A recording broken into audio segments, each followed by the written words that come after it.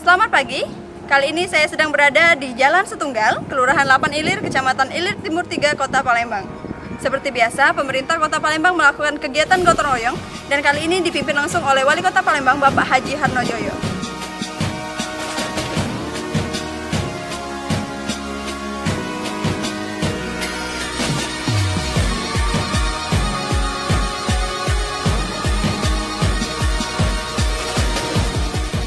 Sedimentasinya bukan berupa sampah, tapi adalah pasir, tanah, dan sebagainya.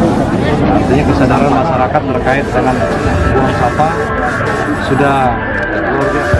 Kita apresiasi. Nah, mudah-mudahan apa yang dilakukan oleh RT 14, RT 16 ini menjadi tauladan bagi RT-RT yang lainnya yang ada di Kota Palembang. Kalau tidak baca mersika, tidak ngotori jadilah. Saya Celin dari Bako Humas Kota Palembang mengabarkan.